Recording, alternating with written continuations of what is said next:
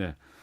107명의 국회의원들이 사법농단에 연루된 판사들에 대한 탄핵을 제안했습니다. 107명. 상당히 많은 숫자죠. 또 여당에서 주도적으로 이걸 지금 하고 있기 때문에 헌정사상 처음으로 판사 탄핵 소추안이 국회를 통과할 가능성도 있는 상황인데요. 이번 제안에 참여하셨습니다. 열린민주당의 신임 강민정 원내대표 연결해서 여러 이야기 좀 나눠보도록 하겠습니다. 안녕하십니까? 네, 안녕하세요. 예. 열린민주당 원내대표 되신 지 한 2주 정도 되셨습니다. 축하드리겠습니다. 아유, 네, 감사합니다. 네. 어제 박병석 국회의장 예방하셨던데 어떤 네. 이야기를 나누셨습니까? 지금 뭐, 국회 상황에 대해서 공유하고, 예.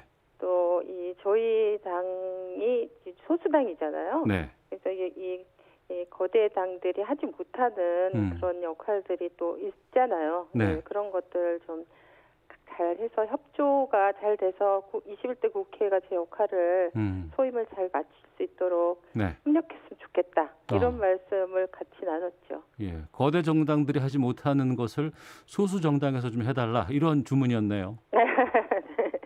알겠습니다. 그 보궐선거가 4월에 있는데 네. 지금 그 열린민주당에서는 그 서울시장 후보로 김진애 의원과 정봉주 전 의원 경선한다고 지금 보도가 나왔었는데 네네. 지금 상황은 어떤지 또 앞으로 원내대표 이 중요한 상황에 어떤 역할 해나가실 계획이신지요? 네.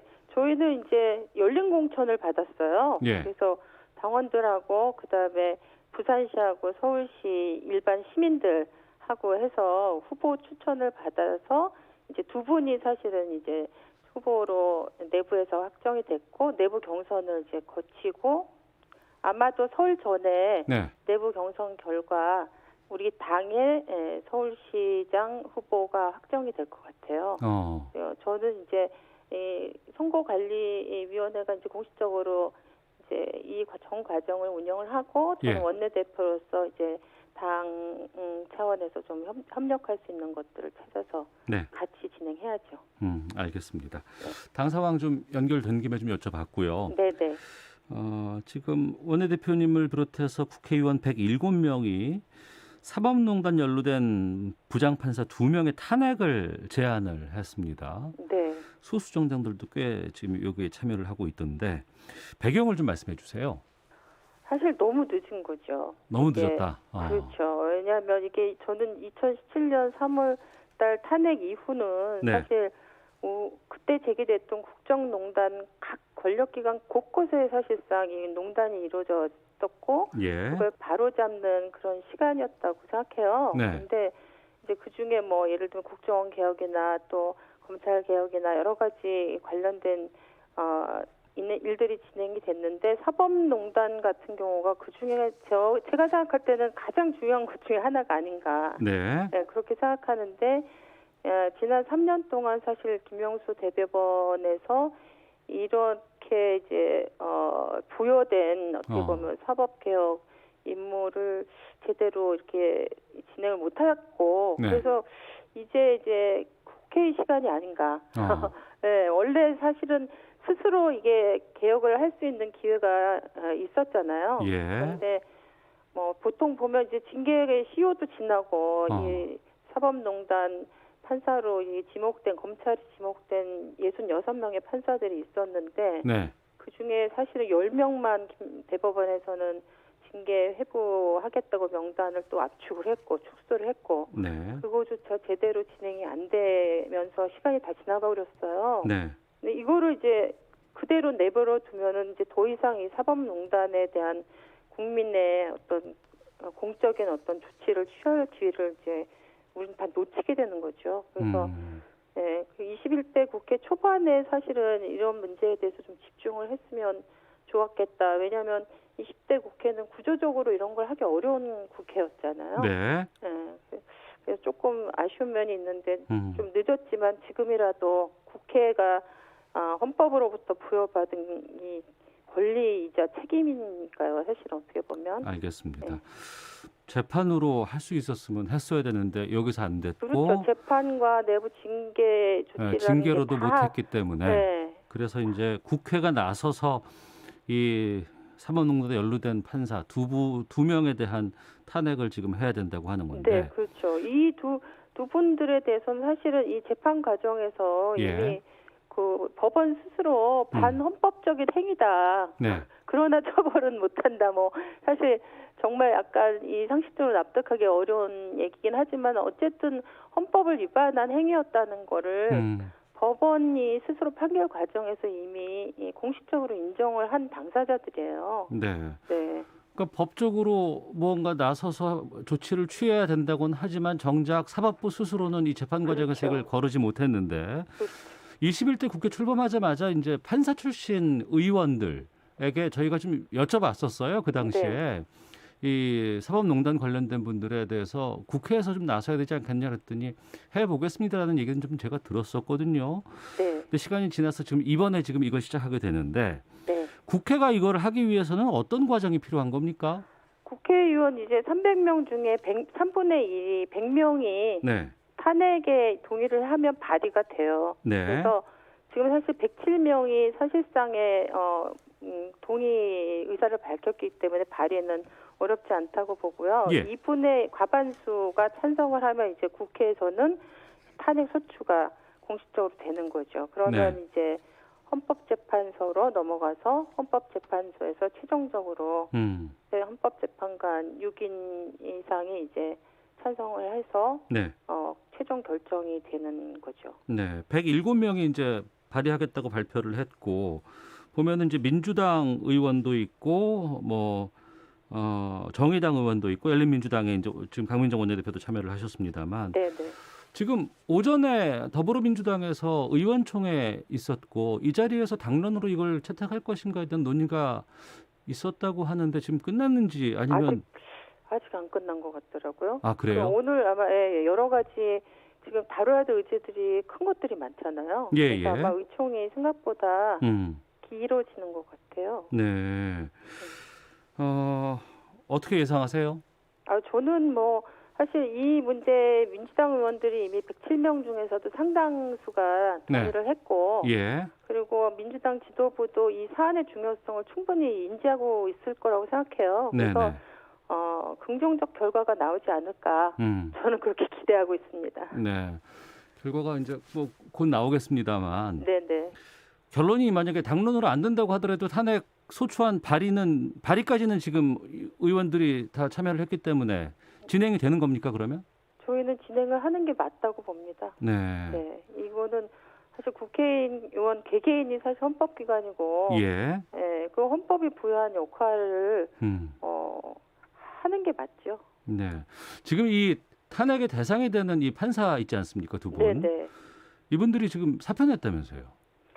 그분 중에 한 분은 임기가 2월 말인데 말하자면 이제 이 법관들은 이제 10년 임기가 부상돼 있잖아요. 그러면 임기 말에 다시 이제 그 사직서를 내느냐 안 내느냐, 그다음에 재임용에 신청을 하느냐 아니냐 이런 거에 따라서 임기가 다시 연장되는데 한 분은 2월 말에 임기 말인데 재임용 신청을 안 한 상태에서 자동으로 2월 말에 끝나고 한 분은 이번에 이제 사직서를 낸 그 판사들이 많았잖아요.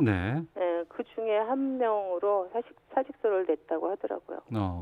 그럼 탄핵 절차가 이 사직 처리가 되기 이전에 진행이 돼야 되는 거 아닌가요? 어떻습니까? 그게 이제 가장 이제 자연스러운 과정이긴 한데 지금 아까 제가 이제 말씀드린 것처럼 조금 늦은 감이 있다고 말씀을 드렸지만 사실은 저희가 그 아까 민주당이나 정의당이나 열린민주당이나 기본소득당 이 네 당이 22일 날 사실 이 두 판사에 대한 탄핵을 해야 된다는 기자회견을 했고 그다음에 저희 열린민주당 같은 경우 열린민주당 최고위 차원에서 이 문제를 짚어서 모두 발언 공식적으로 했고요. 그다음에 민주당은 지금 이제 의총에서 이걸 거론하고 있고 그다음에 정의당에서는 오늘 오전에 또 이 탄핵 문제에 대해서 유호정 의원이 또 다시 한번 추가 기자회견을 했어요. 그래서 제가 볼 때는 대법원에서 이런 상황들이 있기 때문에 그거 뭐 사표 수리를 하는 게 굉장히 정치적 부담이 클 거다. 그래서 그렇게 간단치 않을 거라는 생각이 들고 가급적 2월 다음 주에 저희가 임시국회가 회기가 다시 열리니까 이 다음 주 임시국회가 열리면 바로 이거를 처리해야 되지 않을까 생각합니다. 네. 국회에서 판사 탄핵한 전례가 지금 우리나라에 있었습니까? 탄핵까지 간 적은 없고요. 탄핵 그 발의를 한 적은 있죠. 옛날에 광우병 촛불 때 네. 신영철 대법관이 그 재판 개입을 한 게 드러나서 예. 그때 이제 발의는 됐는데 이게 이제 발의된 다음에 국회법에 보면 72시간 안에 처리가 돼야 된다는 규정이 있어요. 아, 발의하고 나서는 네네. 3일 내에 이걸 처리를 네네. 반드시 해야 돼요? 네네. 그런 이제 법 규정이 그 국회법 130조에 보면 있는데 예. 그때 발의만 해놓고 사실상 이제 그 시간 안에 처리가 안 되면서 자동 폐기가 됐죠. 네. 아, 발의하고 본회의를 열어서 다 투표를 해야 되는데 네네. 그게 3일 안에 처리 못하면은 그냥 끝나는 자동 거군요. 폐기되는 거죠. 네. 예. 알겠습니다. 우리는 그러면 한 번도 판사를 탄핵한 전례가 없고 그렇죠. 다른 나라는 굉장히 많이 이런 게 예. 자주 일어나고 있더라고요. 뭐 일본 같은 경우는 9명 탄핵 소추해서 7명 이미 파면했고 네. 미국도 연방법관 뭐 주는 또 다르겠죠. 연방법관 15명 탄핵 소추해서 8명 파면했고 뭐 네. 영국 같은 경우는 굉장히 뭐 1년에 한 2, 30명씩 예. 그렇게 탄핵되는 판사들이 있다고 하더라고요. 네. 근데 우리나라 같은 경우 사실 대법원에서 이제 탄핵 말고는 이제 자체 징계가 있는데 네네. 이 자체 징계 규정도 보면 최대가 이 정직 1년이에요. 예. 그러니까 이 제대로 된 이제 정말 판사로서의 최소한의 기본 그 소임을 다하지 못하고 있는 이런 판사들을 네. 이게 법적으로 처벌할 수 있는 이런 수단이 저희는 제도적으로 너무 부족한 거죠. 네. 다른 나라도 이걸 한다고 하면 우리가 이제 네. 민주주의 할 때는 뭐 삼권 분립이 반드시 중요하다, 뭐 지켜야 된다는 얘기를 하는데 이게 그 부분에 해당이 되는 것 아니냐, 뭐 이런 뭐 주장도 좀 있고 사법부의 독립을 저해할 수 있다 이런 주장도 좀 있는 것 같습니다. 여기에 대해서는 어떻게 말씀하시겠습니까? 저는 사실은 이 지금 탄핵 대상이 되고 있는 판사들, 네. 사법농단을 일으킨 판사들 스스로가 사법 독립을 저는 포기한 거라고 생각합니다. 사실은 아, 예. 이거를 되돌려 놓아야지만 오히려 역으로 사법부의 독립성, 상권 분립이 정확하게 제자리를 잡는 거다. 이걸 처리하지 않고 애매하게 갔을 때 사실상은 사법부 스스로가 이 행정부 권력하고 청와대 권력하고 재판 거래를 한 거잖아요. 예. 이 사법 독립성을 스스로 사실은 던져버린 사건이에요. 그래서 이거를 바로 잡는 것이야말로 사법부 독립성, 삼권 분립의 중심추를 제대로 제자리에 돌려놓는 거라고 생각합니다. 아, 삼권 분립을 지키기 위해서라도 이번 그렇죠. 탄핵은 관철돼야 된다라고 말씀하셨는데 바로 그 부분 좀 여쭤보겠습니다. 최근에 재판 결과와 우리 국민들의 법감정과 좀 이렇게 괴리감이 있다라는 얘기들 참 많이 나오거든요. 그렇죠. 게다가 지금 앞서도 말씀하셨지만 정작 이 판사들에 대해서 뭐 재판이라든가 징계를 통해서 사법부가 해야 된다고 함에도 불구하고 못해서 탄핵으로 간다라고 말씀해 주셨는데 왜 사법부에서 이런 것들을 제대로 처리하지 못할까요? 그래서 그거는 이제 지금 제가 볼 때는 사실 아까 제가 처음 시작할 때 대통령 탄핵 이후가 우리가 국정농단을 바로잡는 시간이다 이렇게 얘기했는데 사법 그 개혁 사실은 검찰 개혁을 가지고 우리가 지난 1년 동안 엄청나게 많은 국민들이 관심을 가지고 또 굉장히 다양한 노력들이 이루어졌잖아요. 그런데 그것만큼 사실은 사법개혁과 관련된 일들이 진행이 안 됐던 것 같아요. 사법 그 개혁을 위한 제도적인 개혁도 필요하고 사실은 이게 판사들의 어떤 이 의식 전환이랄까 이런 것들도 사실 필요하고 이게 자발적인 의식 전환만 다 의존할 수 없기 때문에 제도적인 어떤 개혁이 있어야 되는데 그 중에 전 첫 단추가 사실은 잘못된 재판 거래한 판결을 한 판사들에 대한 정확한 처벌과 징계가 이루어져서 이후에 재판은 이렇게 돼야 된다는 가늠자를 저는 일종의 만들어줘야 된다. 이게 그런 측면에서 굉장히 중요했다고 생각하는데 사실은 그런 걸 할 수 있는 시간을 너무 그냥 허비해버린 게 너무 안타깝죠. 그러니까 이제 대충 뭐 주관적으로 판단해도 좋다는 이런 이제 문화가 저는 사법부 내에 상당히 많이 허용되고 있는 게 아닌가 네네. 이런 생각도 들고 그리고 우리가 이제 사법부는 사실 최후의 보루잖아요. 예. 마지막 보루이기 때문에 그거는 그만큼 사법부가 그 미칠 수 있는 영향이나 중요성이 크다고 생각을 하는데 이게 우리나라 헌법에 보면 사실 그런 논의도 있다고 생각합니다. 그 헌법과 법률과 양심 이렇게 이제 얘기를 하잖아요. 예. 판사들의. 근데 정말 헌법과 법률에 정확하게 기초해서 판결하도록 이게 예. 판사의 주관성이랄까 이런 것들 우리가 허용해주고 있는 이런 규정도 좀 근본적으로 손볼 때가 되지 않았나. 네. 저는 이런 생각도 하고 굉장히 근본적인 변화가 사법개혁에서 많이 필요하다고 봅니다. 예. 국민의힘이라든가 야당 쪽에서의 입장은 혹시 들어본 게 있으십니까? 여기 뭐 사실은 이런 부분에 대해서는 아직 본격적으로 의견을 내지는 않은 것 같아요. 아, 그렇군요. 만약에 이게 상정되면 뭐 통과 가능성은 어떻게 보십니까? 저는 통과 가능성이 있다고 봅니다. 충분히, 왜냐하면 예. 이게 이제 대통령 탄핵은 3분의 2가 찬성을 해야 되지만 네. 법관 탄핵은 사실 과반수 찬성이거든요. 네. 그 150명이 찬성을 하면 되고 이미 107명의 네. 의원들이 동의 의사를 밝혔기 때문에 예. 그리고 아까 이제 우리 진행자님 말씀하신 것처럼 최근에 이 사법부의 판결에 대한 국민 법 감정과의 너무나 이 격차 같은 것들이 네. 최근에 굉장히 많이 이제 큰 사건들을 통해서 누적돼 왔던 상황들도 있고 그래서 그렇게 저는 이제 비관적으로 보지 않습니다. 잘 될 수 있을 것 같다.